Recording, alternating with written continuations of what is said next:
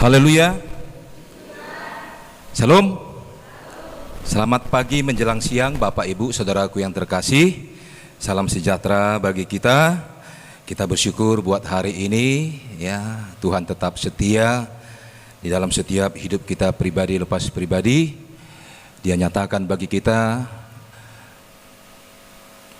kebaikannya dan tandanya kebaikannya dalam hidup kita, keberadaan kita hari ini itu menunjukkan bahwasanya Dia baik bagi kita. Haleluya. Kita akan dengar firman Tuhan. Mari kita membuka Alkitab kita, Bapak Ibu Saudara yang terkasih, di dalam Markus pasal yang kelima ayat yang ke-21 sampai kepada ayat yang ke-29.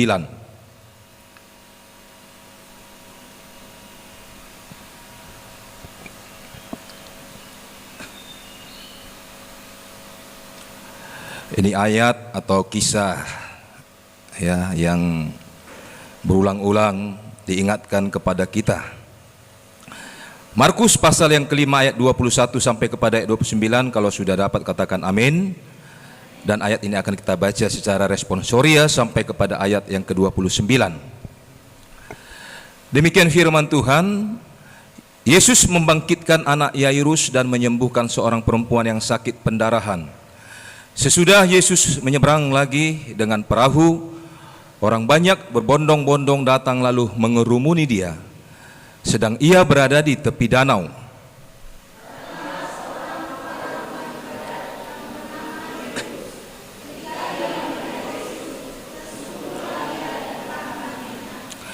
Dan memohon dengan sangat kepadanya, "Anakku perempuan sedang sakit, hampir mati. Datanglah kiranya dan letakkanlah tanganmu atasnya, supaya ia selamat dan tetap hidup."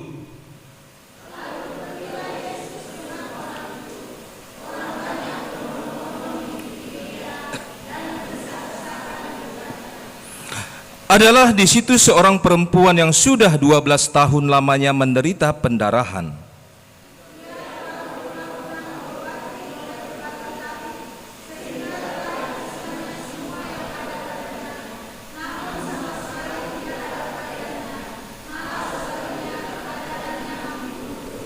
Dia sudah mendengar berita-berita tentang Yesus, maka di tengah-tengah orang banyak itu ia mendekati Yesus dari belakang dan menjamah jubahnya.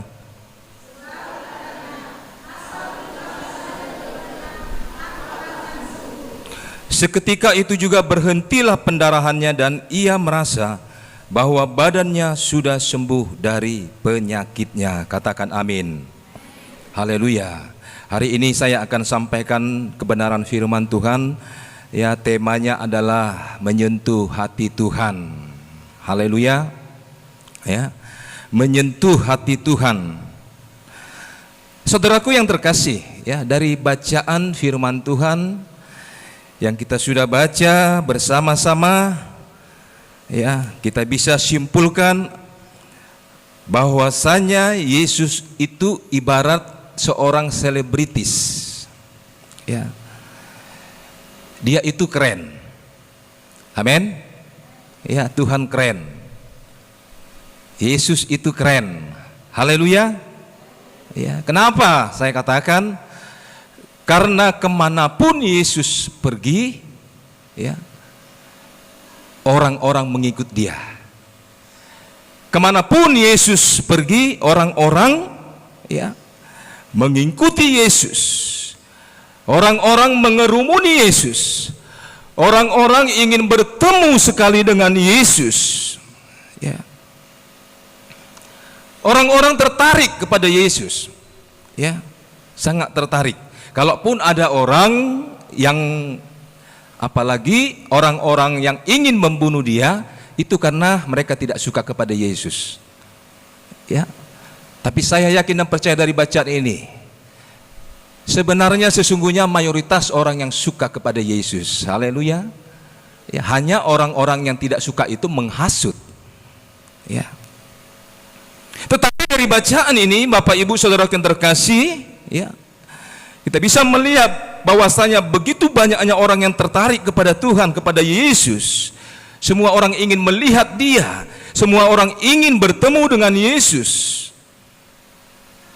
Dan di dalam perikop ini, ya, di sini ada beberapa kali yang dicatat, ya, orang banyak berbondong-bondong mengerumuni Yesus. Ya, orang banyak berbondong-bondong mengerumuni Yesus. Itu tercatat dalam ayat 21. Saya baca dalam ayat yang ke-21. Sesudah Yesus menyeberang lagi dengan perahu, orang banyak berbondong-bondong datang lalu mengerumuni dia. Lalu ayat 24. Lalu pergilah Yesus dengan orang itu, orang banyak berbondong-bondong mengikuti dia dan berdesak-desakan di dekatnya. Jadi bisa kita simpulkan, saudaraku yang terkasih, bahwasanya Yesus itu pada saat itu terkenal sekali. Ya, dia populer, dia ngetop. Yesus pada saat itu begitu idola bagi orang-orang banyak, sehingga orang-orang mengikuti dia, sehingga orang-orang banyak berbondong-bondong mengikuti Yesus. Orang-orang banyak berbondong-bondong ingin berjumpa dengan Yesus. Tetapi pertanyaannya, saudaraku yang terkasih, tetapi apakah semua orang yang banyak, yang berbondong-bondong, yang ingin melihat Yesus, yang ingin berjumpa dengan Yesus, apakah mereka semua itu bisa menyentuh hati Tuhan? Itu yang menjadi pertanyaannya. Apakah semua orang yang berbondong-bondong itu bisa menerima kuasa Tuhan pada saat itu? Apakah semua orang yang rame-rame datang untuk menemui Yesus itu bisa menerima mujizat dari Tuhan? Tentu tidak.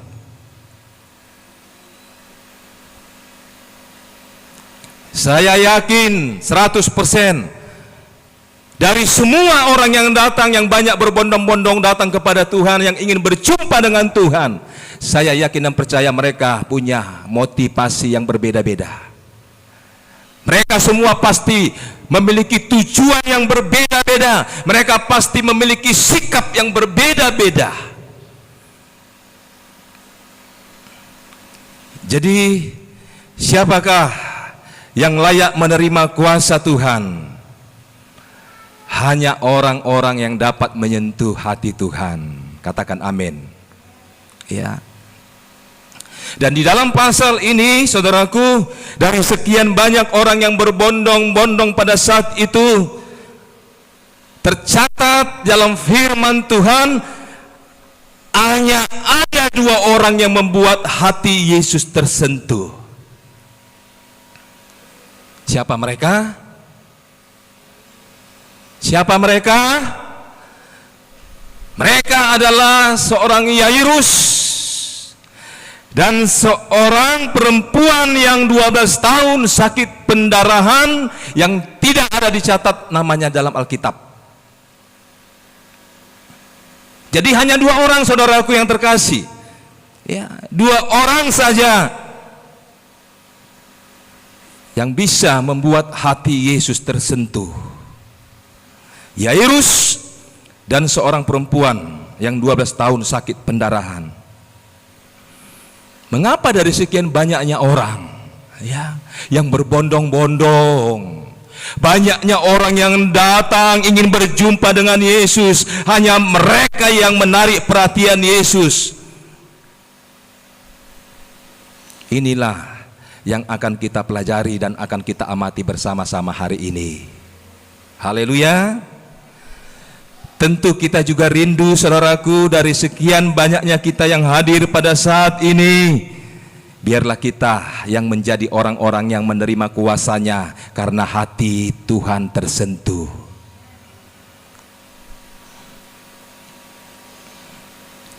Mengapa Yesus dan perempuan dalam kisah ini dapat menyentuh hati Tuhan atau hati Yesus?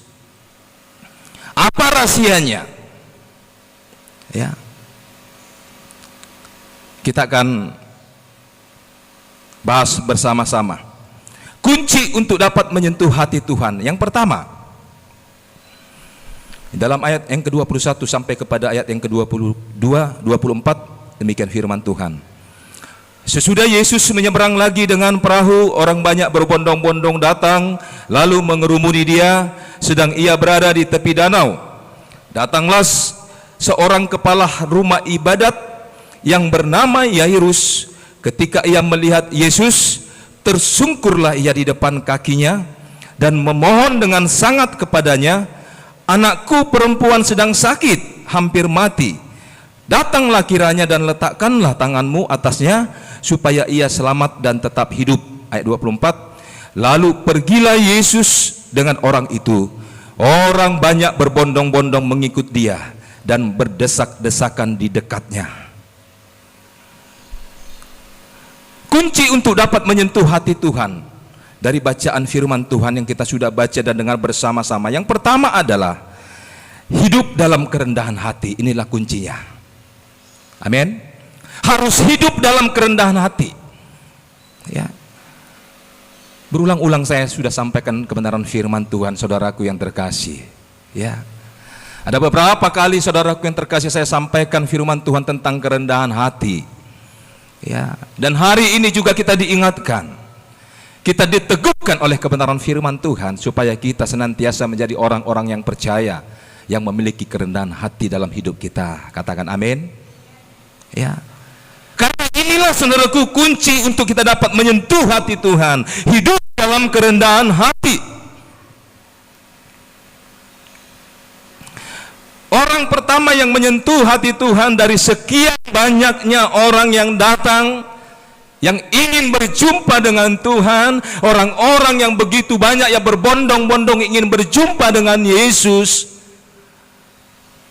Orang yang pertama sekali yang bisa menyentuh hati Tuhan, hati Yesus adalah Yairus.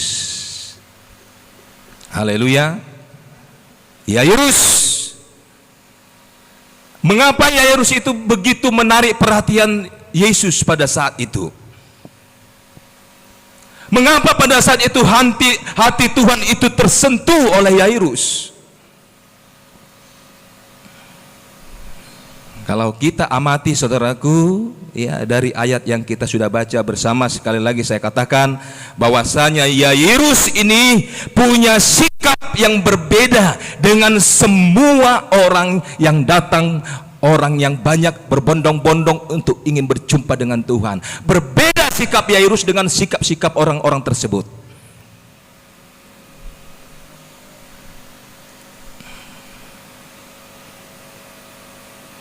Kenapa? Di mana perbedaannya? Karena Yairus dia datang berjumpa dengan Yesus, dia datang dengan sikap yang tersungkur di depan kaki Yesus. Haleluya. Dikatakan di dalam ayat yang ke-22. Datanglah seorang kepala rumah ibadat yang bernama Yairus. Ketika ia melihat Yesus, tersungkurlah ia di depan kaki Yesus. Tersungkurlah Yairus. Tahu saudara bagaimana sikap tersungkur? Ya, tersungkur itu dengan merendahkan tubuhnya, dengan menyentuh lantai, mukanya menyentuh lantai, kepalanya menyentuh lantai, berada di paling terendah, di tempat yang paling terendah. Haleluya. Jadi itulah kuncinya saudaraku, mengapa Yairus ini sungguh begitu berbeda dengan orang-orang yang banyak. Dia tersungkur di hadapan kaki Yesus. Mungkin kita berpikir, memang apa istimewanya tersungkur? Ya, kan gampang enggak? Gampang. Ya, hanya untuk meletakkan tubuh kita ini, mengerahkan tubuh kita ini ke bawah, gampang enggak? Sangat gampang, saudaraku yang terkasih, ya. Jadi mungkin kita berpikiran, apa sih istimewanya? Apa sih susahnya untuk tersungkur? Kita lihat dulu Yairus ini siapa, saudaraku. Ya. Yairus ini siapa? Ini yang menjadi persoalannya. Yairus ini siapa? Ternyata dia itu seorang kepala rumah ibadat. Mungkin kalau perkiraan saya dia itu seorang eporus, ya, atau seorang kalau di Katolik apa itu? Atau di GPDI Majelis Pusat. Jadi Yairus ini ternyata kepala rumah ibadat, ya. Kalau di kalangan bangsa Yahudi ketika itu, Yairus ini adalah seorang yang terkemuka, dia seorang yang terpandang, dia seorang yang terhormat, dia seorang yang sangat-sangat disegani, seorang yang berpengaruh, seorang yang punya jabatan, seorang yang punya kedudukan. Jadi layaklah dia untuk dihormati, benar?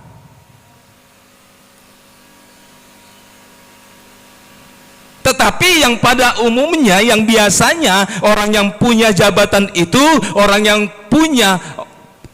yang terpandang itu, mereka akan sangat sulit untuk bisa merendahkan diri.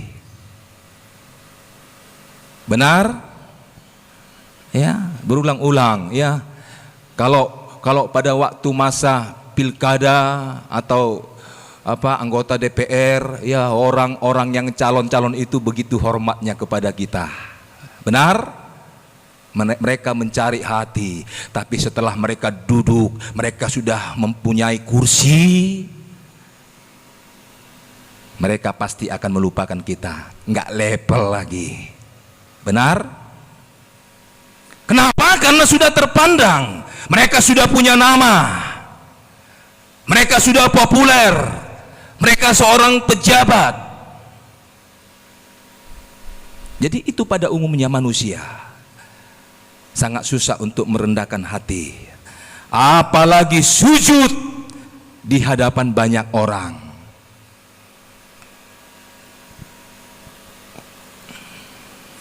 Mungkin yang biasanya justru orang-orang yang banyak itu yang datang itu, ya, orang-orang itulah yang menghormati Yairus. Mereka kenal Yairus, siapa Yairus mereka kenal. Ketika mereka jumpa dengan Yairus, mereka ketemu di jalan, pasti mereka hormat kepada seorang Yairus.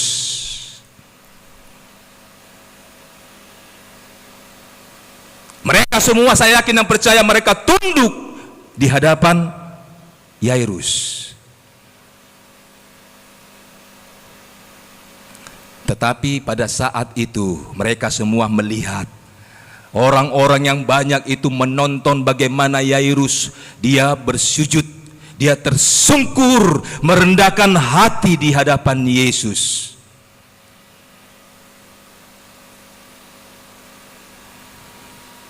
Sikap tersungkur itu melambangkan dari kerendahan hati. Haleluya. Dan inilah, saudaraku, inilah yang menyentuh hati Tuhan, hati Yesus pada saat itu, yaitu kerendahan hati. Haleluya. Di antara orang-orang yang banyak yang datang mencari dia, Yesus hanya tertarik dengan orang yang merendahkan diri, merendahkan hati di hadapannya. Banyak orang yang berbondong-bondong, bukan? Ya. Tetapi hanya bagi orang yang merendahkan diri, hanya bagi orang yang merendahkan hatilah yang membuat hati Tuhan, hati Yesus itu tersentuh. Dan sesungguhnya itu bukan perkara mudah, saudaraku yang terkasih, ya. Saya katakan ini bukan perkara yang mudah. Sekali lagi, karena sifat manusia itu adalah, ya, apalagi orang yang sangat berpengaruh, paling susah untuk bisa merendahkan hati. Apalagi dia orang yang berpengaruh, apalagi dia orang yang punya jabatan, dia punya kekayaan, dia popularitasnya tinggi.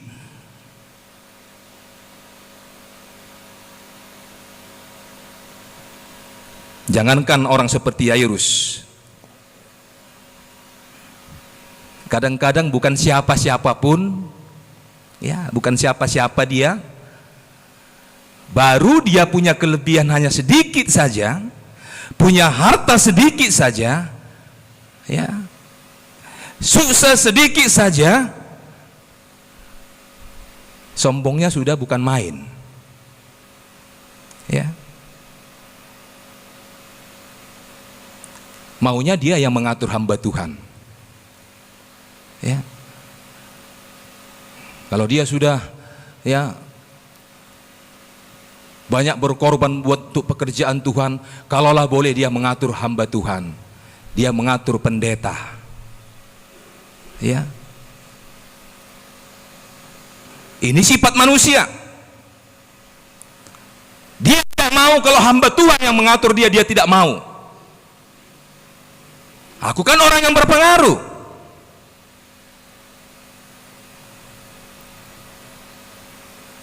Begitulah kira-kira Yairus. Jadi bisa saja saudara yang terkasih, karena dia orang yang terpandang, bisa saja bawahannya dia suruh untuk datang menemui Yesus, dan dia suruh supaya Yesus datang untuk menemui dia, bisa. Karena Yairus orang yang terkenal, kepala rumah ibadat. Ya nggak salah sih kalau dia suruh Yesus datang, ya. Tetapi itu tidak dia lakukan. Haleluya. Yairus tidak lakukan hal itu. Dia datang sendiri untuk mencari Yesus. Dia merendahkan diri di hadapan Yesus. Dia mau berdesak-desakan, saudaraku, berdesak-desakan, berdorong-dorongan di kerumunan banyak orang. Dia rela, dia mau hanya untuk bertemu dengan Yesus. Kerendahan hati inilah, saudaraku, yang menarik perhatian Yesus pada saat itu. Haleluya, ya. Kalau kita bisa belajar, kita petik, ya, apa maknanya ini, siapa kita? Haleluya, ya, siapa sih kita? Kerendahan hati inilah yang menarik perhatian Yesus. Mari kita, saudaraku, belajar hidup di dalam kerendahan hati. Amin. Ya, hiduplah di dalam kerendahan hati. Sesuksesan apapun engkau, saudaraku yang terkasih, sehebat apapun pekerjaanmu, sekaya apapun dirimu, sepintar apapun engkau, saudaraku, tetaplah engkau hidup di dalam kerendahan hati. Haleluya. Karena itu yang akan membuat Tuhan kagum kepadamu. Haleluya, ya. Ketika hati Tuhan tersentuh, maka engkau akan menerima kuasanya. Kalau sudah saudara tersentuh hati saudara, saya minta uang kepada saudara, tersentuh hati saudara, kok saudara kasih enggak? Pasti saudara kasih, kalau hati saudara tersentuh. Jadi kalau Tuhan sudah tersentuh hatinya, maka apapun yang kita minta dari Dia, pasti saya yakin dan percaya Dia akan memberikan kepada saudara. Tapi bagaimana caranya untuk bisa menyentuh hati Tuhan? Rendahkan hatimu serendah-rendahnya. Haleluya, ya. Engkau akan menerima kuasanya. Tuhan itu bekerja bagi orang-orang yang merendahkan hati. Ketika engkau merendahkan hati, sekali lagi, maka engkau ditinggikan Tuhan. Haleluya. Mari saudaraku yang terkasih, belajarlah kita untuk merendahkan hati di hadapan Tuhan. Yang kedua, kunci untuk dapat menyentuh hati Tuhan yang kedua, di dalam ayat yang ke-24 sampai kepada ayat yang ke-29 saya baca firman Tuhan. Lalu pergilah Yesus dengan orang itu, orang banyak berbondong-bondong mengikut dia dan berdesak-desakan di dekatnya. Adalah di situ seorang perempuan yang sudah 12 tahun lamanya menderita pendarahan. Ia telah berulang-ulang diobati oleh berbagai tabib sehingga telah dihabiskannya semua yang ada padanya, namun sama sekali tidak ada faedahnya, malah sebaliknya keadaannya makin memburuk. Dia sudah mendengar berita-berita tentang Yesus, maka di tengah-tengah orang banyak itu ia mendekati Yesus dan dari belakang dan menjamah jubahnya, sebab katanya, asal ku jamah saja jubahnya, aku akan sembuh. Seketika itu juga berhentilah pendarahannya dan ia merasa bahwa badannya sudah sembuh dari penyakitnya. Yang kedua, kunci untuk dapat menyentuh hati Tuhan yang kedua adalah hidup dalam iman yang tangguh. Ya. Hidup dalam iman yang tangguh.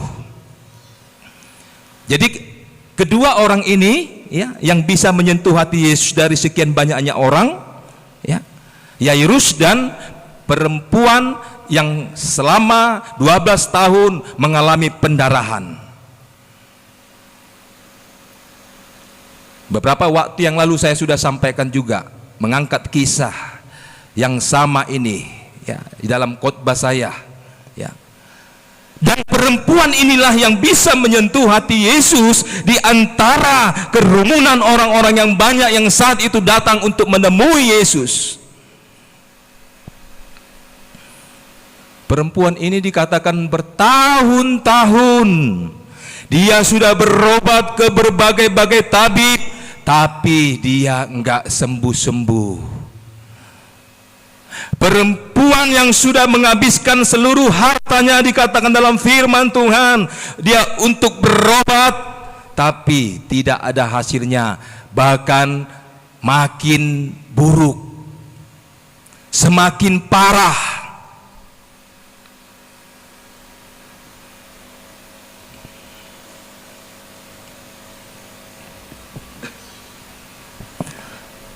Adalah di situ seorang perempuan, dikatakan, dicatat di dalam ayat yang ke-25. Ya. Adalah di situ seorang perempuan. Di situ mana? Di antara orang banyak. Di situ mana? Di antara orang-orang banyak yang dorong-dorongan, yang berdesak-desakan.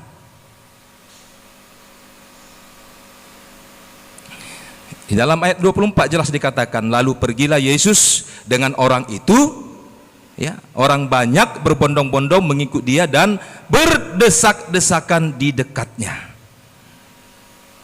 Ya. Jadi di antara mereka, di antara orang-orang yang banyak, di antara orang-orang yang berbondong-bondong, ada perempuan yang sedang sakit,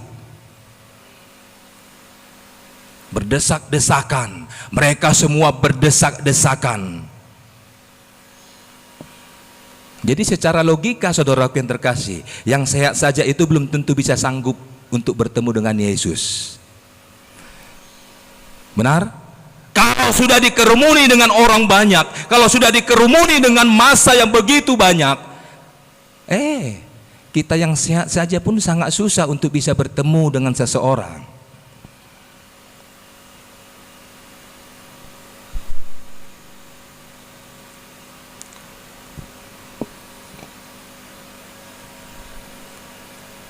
Saudara juga pasti pernah merasakan ada di antara kerumunan orang, ya. Mungkin saudara ketika saudara ingin melihat artis, mungkin melihat seorang presiden, ya. Dulu waktu ada kabar presiden mau datang ke Binjai, kami pun pergi ke sana, saudaraku, ya, berdesak-desakan, ya. tapi nggak jadi. Ya. Semua orang datang dari penjuru daerah datang. Jokowi mau datang, seorang presiden mau datang, datanglah banyak orang berbondong-bondong. Atau mungkin ketika pembagian sembako, ya, saudara pernah terima sembako? Ya, beberapa waktu yang lalu saya lihat, ya, di depan BNI, di depan BRI, ya, terkadang kalau saya lihat banyak sekali orang, ya, tapi prokes saya pikir kan, jaga jarak. Tapi saya lihat orang berdesak-desakan, saudaraku yang terkasih. Ya, begitu banyaknya orang ada di depan bank tersebut. Mereka berdesak-desakan, mereka berdorong-dorongan. Ya, bagaimana bisa untuk bisa sampai ke depan, ke pintu masuk? Sangat susah. Jadi seperti itulah saudaraku yang terkasih. Ya. Saudara bisa bayangkan. Ya. Pastinya akan ada tindakan berdesak-desakan, dorong-dorongan, bahkan mungkin sampai ada yang memijak kita karena banyaknya orang.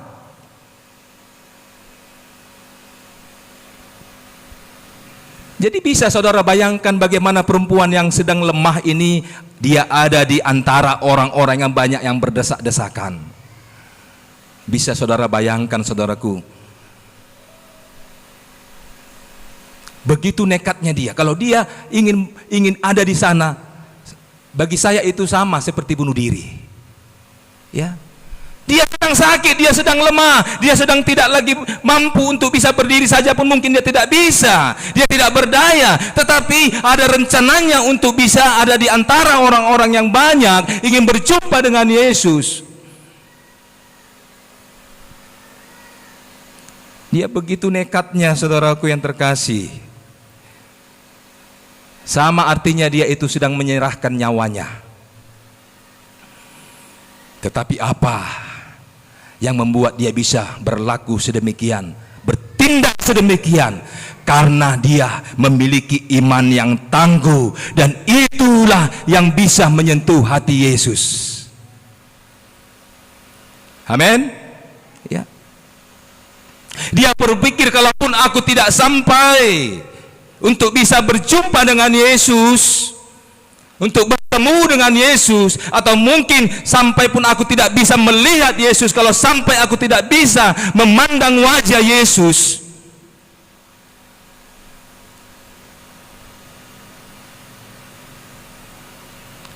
ujung jubahnya aja bisa ku sentuh, bisa ku pegang, pasti aku sembuh. Ini ucapan yang keluar dari mulut seorang perempuan yang sedang sakit karena imannya yang sungguh luar biasa. Amin. Karena iman yang begitu tangguh. Bagaimana dengan saudara saya? Bagaimana dengan kita semua, saudaraku? Sudah berapa tahun engkau menderita? Sudah berapa tahun engkau mengalami masalah, persoalan? Sudah berapa tahun engkau mengalami sakit, penyakit? Apakah sekarang imanmu lemah?